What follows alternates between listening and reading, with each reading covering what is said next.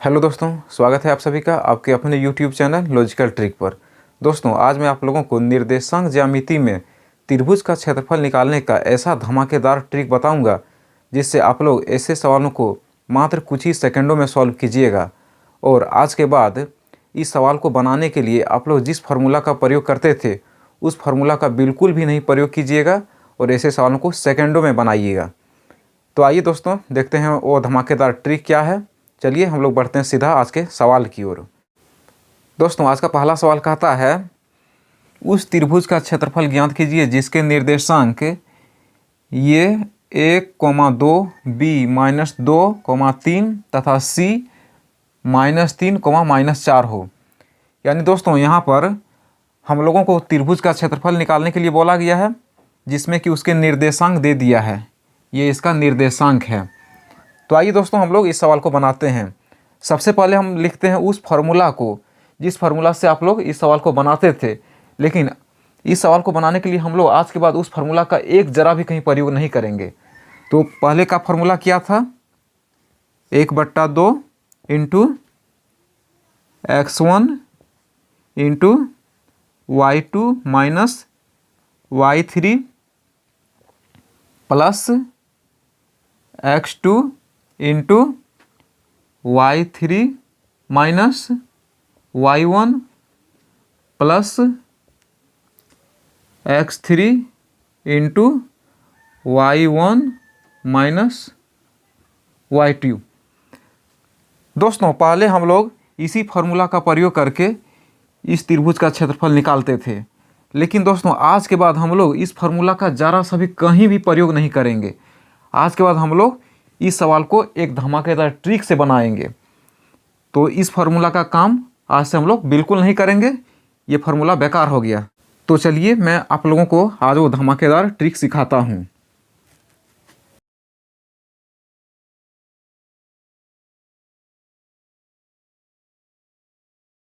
तो आइए दोस्तों, अब मैं आप लोगों को वो धमाकेदार ट्रिक सिखाता हूँ।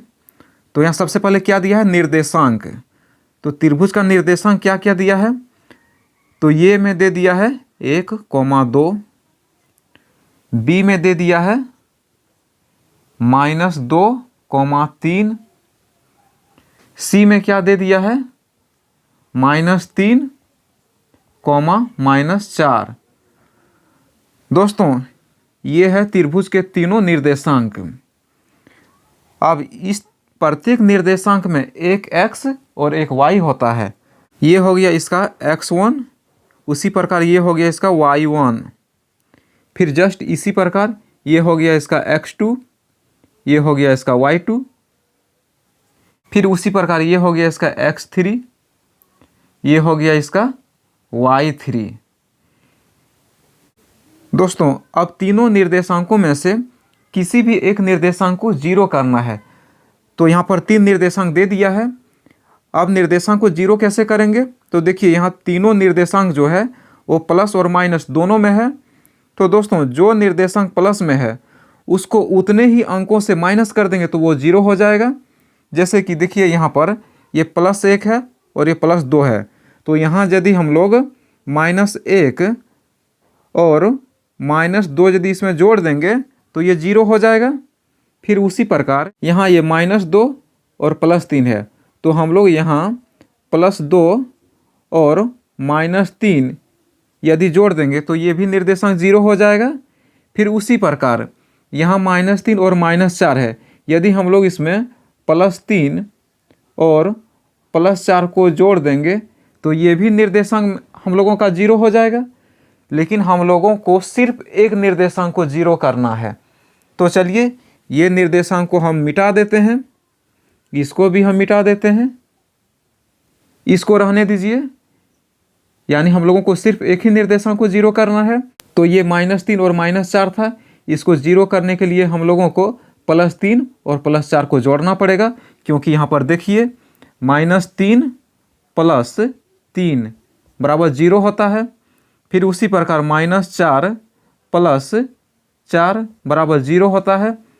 तो हम लोग माइनस में प्लस जोड़ देंगे तो वो निर्देशांक 0 हो जाएगा। अब इसी के सहायता से हम लोग इस सवाल को बनाएंगे। तो आइए देखते हैं कैसे इसको बनाएंगे। ये निर्देशांक तो हम लोगों का 0 हो चुका है। अब इस निर्देशांक का कहीं भी प्रयोग नहीं करना है। अब हम लोगों के पास मात्र ये 2 निर्देशांक ए और बी बचा हुआ है। अब फ्रेंड्स, इस निर्देशांक को 0 करने के लिए हम लोगों ने जिन जिन संख्याओं का प्रत्येक में जोड़ा, अब वही संख्याओं को हम लोग इसमें भी जोड़ेंगे। जैसे कि यहाँ +3 और +4 जोड़े हैं, तो उसी प्रकार हम लोग इसमें भी +3 और +4 को जोड़ेंगे। तो देखिए कैसे होगा। जैसे कि यहाँ पर ये जो x3 था इसमें +3 जोड़े हैं, तो उसी प्रकार हम लोग यहाँ ये जो x1 जो है इसमें भी हम लोग 3 जोड़ेंगे। तो ये x1 मेरा 1 था, तो 1 और ये 3 को जोड़ दिए तो यहाँ पर 4 हो गया, कोमा हो गया। अब देखिए ये y3 में हम लोग 4 जोड़े थे, तो y1 ये जो है 2, इसमें भी हम लोग 4 जोड़ेंगे, तो 2 और ये 4 यहाँ पर हो गया 6। अब ये जो है ये का निर्देशांक, अब नया निर्देशांक ये हो गया। अब देखिए ये जो b जो है, अब b का नया निर्देशांक क्या होगा। तो देखिए यहाँ x3 में +3 जोड़े थे, तो ये x2 जो है इसमें भी +3 को जोड़ना पड़ेगा। तो -2 में यदि +3 को जोड़ेंगे तो ये 1 हो जाएगा। फिर उसी प्रकार देखिए ये जो y3 में +4 जोड़े थे, तो ये y2 जो है इसमें भी +4 को जोड़ना पड़ेगा। तो 3 और 4 ये 7 हो गया।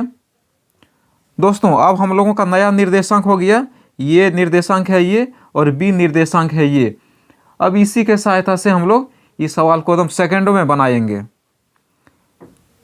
आइए दोस्तों, अब इसी के सहायता से हम लोग इस सवाल को बनाते हैं।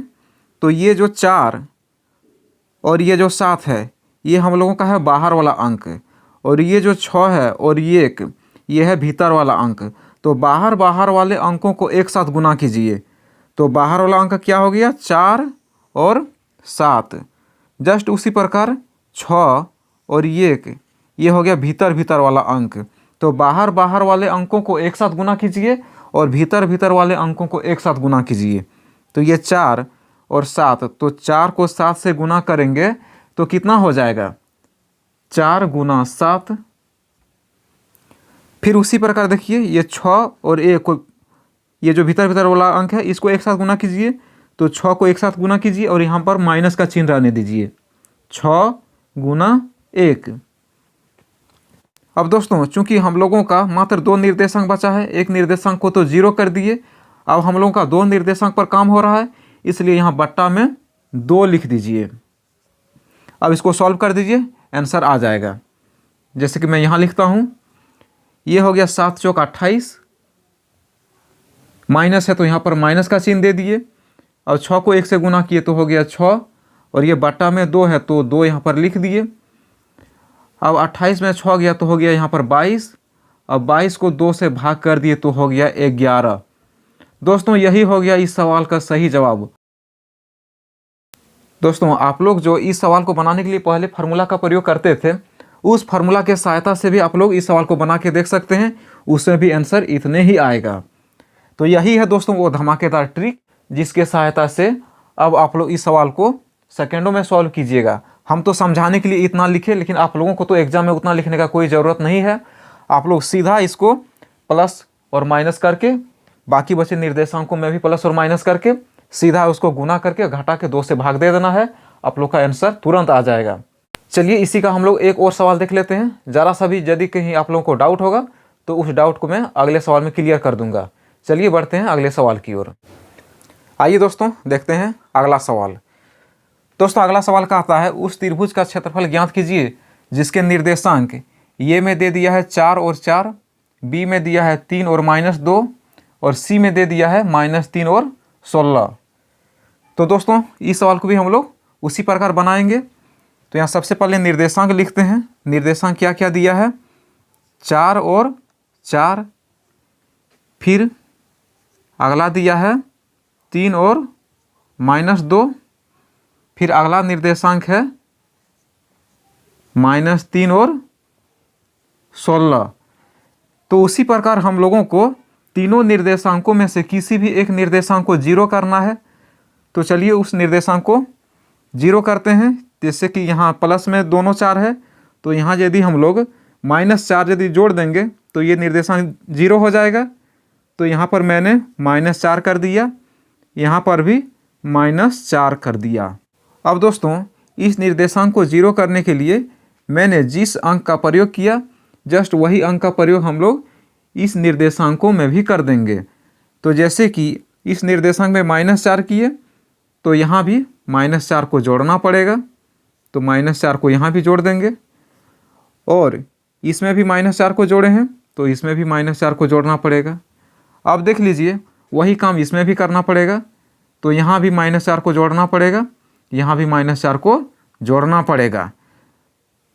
तो चलिए अब इसको जोड़िए। जैसे कि ये है यहाँ पर +3, ये है -4, तो +3 में -4 को जोड़ेंगे तो ये कितना हो जाएगा, -1। फिर उसी प्रकार देखिए ये -2 है, इसमें -4 को जोड़ेंगे तो ये हो जाएगा -6।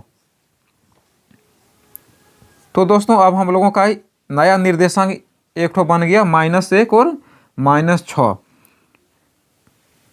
सॉरी, ये यहाँ ये नहीं होगा, ये बी निर्देशांक है, क्योंकि ये का तो हम लोगों ने 0 कर दिया। अब यहाँ पर सी का क्या हो जाएगा, सी में भी वही काम कीजिए, तो -3 और -4 ये हो गया -7। अब ये +16 है, इसमें -4 जोड़ेंगे तो ये प्लस में 12 हो जाएगा। अब बी और सी का नया निर्देशांक हो गया -1 -6, सी का हो गया -7 और 12। अब उसी प्रकार बाहर बाहर वाले अंकों को एक साथ गुना कीजिए, भीतर भीतर वाले अंकों को एक साथ गुना कीजिए। तो चलिए गुना कीजिए। -1 को यदि 12 से गुना करेंगे तो ये हो जाएगा -12, ये हो गया -12। फिर उसी प्रकार यहाँ पर माइनस का चिन्ह देना है। फिर देख लीजिए इस -6 को -7 से गुना करने पर 6 सते 42, प्लस में 42 हो जाएगा, प्लस में हो गया ये 42। अब दोस्तों यहाँ पर 2 से भाग देना है। 2 से भाग इसलिए देंगे क्योंकि हम लोग 2 निर्देशांक पर काम कर रहे हैं। एक निर्देशांक का तो हम लोगों ने 0 कर दिया है। अब इसको आगे सॉल्व कीजिए। ये -12 का तो -12 रह गया। अब ये माइनस और प्लस माइनस हो गया, यहाँ माइनस का चिन्ह दे दीजिए। और ये 42 है तो यहाँ पर 42 लिखिए। अब 2 से भाग कीजिए, यहाँ स्पेस नहीं है इसलिए मैं यहाँ पर लिख देता हूँ, आप लोग समझ जाइएगा। चलिए अब इस -12 और -42 को जोड़िए। तो माइनस माइनस प्लस होता है लेकिन चिन्ह रहता है माइनस का, तो माइनस में यहाँ पर कितना हो गया, 12 और 42 हो गया 54। तो माइनस में हो गया यहाँ पर 54। अब इसको 2 से भाग कीजिए, तो इसको 2 से जब भाग किए तो ये कट गया कितना बार में, -27 बार में। दोस्तों एक चीज़ आप लोग ध्यान में रखिएगा, क्षेत्रफल कभी भी माइनस में नहीं होता है, क्षेत्रफल हमेशा प्लस में ही होता है। इसलिए यहाँ हम लोग इसको -27 नहीं पढ़ के इसको हम लोग केवल 27 ही पढ़ेंगे। यही हो गया दोस्तों इस सवाल का सही जवाब। मुझे उम्मीद है दोस्तों आज का क्लास आप लोगों को बहुत ही बेहतरीन लगा होगा और इस धमाकेदार ट्रिक को आप लोग समझ गए होंगे। तो दोस्तों आज की क्लास को मैं यहीं पे समाप्त करता हूँ।